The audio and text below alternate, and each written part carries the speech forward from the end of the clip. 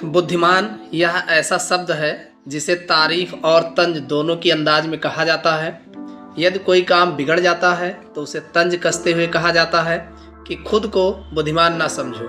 वहीं यदि किसी कार्य को सफलतापूर्वक कर दिया जाता है या किसी मुश्किल परिस्थिति का हल निकाल लिया जाता है तो हम कहते हैं बहुत बुद्धिमान है। लेकिन प्रश्न यह है कि वास्तव में बुद्धिमान कौन है और कैसे बना जा सकता है बुद्धिमान। बौद्ध धर्म के संस्थापक महात्मा गौतम बुद्ध के विचार और कहानियों से व्यक्ति को प्रेरणा मिलती है। गौतम बुद्ध के जीवन से जुड़ी ऐसी एक नई बल्कि कई कहानियां हैं जिससे कई समस्याओं का हल मिलता है।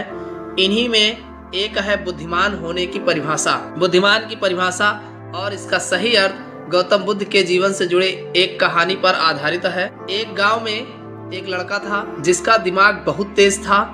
उसकी यह खासियत थी कि वह किसी भी चीज को बहुत ही आसानी और कम समय में सीख लेता था, जबकि उसी चीज को सीखने और समझने के लिए अन्य लोगों को काफी समय लग जाता था। लड़के की यह ख्याति दूर दूर तक फैल गई। सभी लड़के की तारीफ में कहने लगे कि उसके जितना बुद्धिमान कोई नहीं है। लड़का चित्रकारी, मूर्ति बनाना, गीत गाना जैसे अन्य कई चीजों को जानता था। अपनी प्रसिद्धि को बढ़ाने के लिए वह अन्य काम और चीजों को भी सीखने लगा। इस तरह से उसे अपनी बुद्धिमत्ता पर अहंकार हो गया, क्योंकि वह साधारण व्यक्ति कई असाधारण काम भी आसानी से करने लगा था। एक दिन लड़के का सामना भगवान गौतम बुद्ध से हुआ। लड़के को खुद पर खूब अहंकार था और इस कारण उसे किसी से ईर्ष्या नहीं होती थी, क्योंकि वह खुद को ही श्रेष्ठ समझता था। लेकिन पहली बार उसे गौतम बुद्ध को देख ईर्ष्या हुई और वह अपनी तुलना बुद्ध के साथ करने लगता है। वह देखता है कि बुद्ध के पास भिक्षा मांगने के लिए एक कटोरा है और उसके पास अपार धन। बुद्ध ने साधारण वस्त्र धारण किए थे और उसके वस्त्र कीमती थे। बुद्ध नंगे पैर थे और वह नंगे पांव जमीन पर पैर भी नहीं रखता था। इस तरह से लड़का एक नहीं बल्कि कई चीजों से गौतम बुद्ध के साथ अपनी तुलना करने लगा। हर चीज से तुलना करने के बाद वह मन ही मन सोचता है कि आखिर मैं इस भिक्षु के साथ अपनी तुलना क्यों कर रहा हूँ, जबकि इसका और मेरा जीवन बिल्कुल अलग है। वहां मौजूद सभी लोग गौतम बुद्ध का सम्मान कर रहे थे। लड़का सोचने लगा कि आखिर इनमें ऐसा क्या है जो मुझ में नहीं है, जिस कारण मेरे भीतर उनके प्रति ईर्ष्या पैदा हो गई।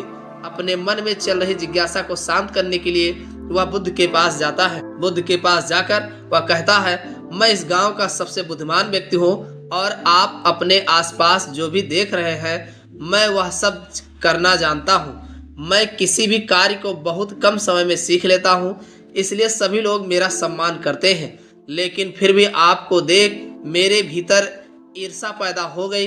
इसलिए मैं जानना चाहता हूँ कि आपकी उपलब्धि क्या है, सभी आपको इतना आदर सम्मान क्यों दे रहे हैं। लड़के के सवाल का जवाब देते हुए बुद्ध कहते हैं, मेरी कोई उपलब्धि नहीं है, लेकिन तुम कह सकते हो कि मेरी यही एक उपलब्धि है। बुद्ध लड़के से पूछते हैं, क्या तुम्हें निंदा अच्छी लगती है? लड़का कहता है कि भला किसे निंदा अच्छी लग सकती है। बुद्ध कहते हैं कि जो तुम्हें अच्छा और बुरा लगता है मैं इनमें भी ऊपर हूँ। मुझे ना निंदा सताती है और ना अपनी प्रशंसा से प्रसन्न होता हूँ। यही अंतर है तुम में और मुझ में। बुद्ध कहते हैं, तुमने सैकड़ों काम सीखे लेकिन सबसे जरूरी काम को सीखना भूल गए। लड़का पूछता है, कौन सा काम? बुद्ध कहते हैं कि क्या तुम्हें मन को नियंत्रण करना आता है? यह बात सुनकर लड़का समझ जाता है कि उसे बुद्ध से ईर्ष्या क्यों हुई। बुद्ध कहते हैं, जिसने संपूर्ण जगत जीत लिया लेकिन अपने मन को नहीं जीत पाया उसने कुछ भी नहीं जीता। वही जिसने अपने मन को जीता लेकिन अपना सब कुछ गंवा दिया फिर भी उसने सब कुछ जीत लिया। बुद्ध की आवाज सुन लड़के का अहंकार टूट गया। उसने बुद्ध से कहा कि क्या आप मुझे मन को जीतना सिखा सकते हैं?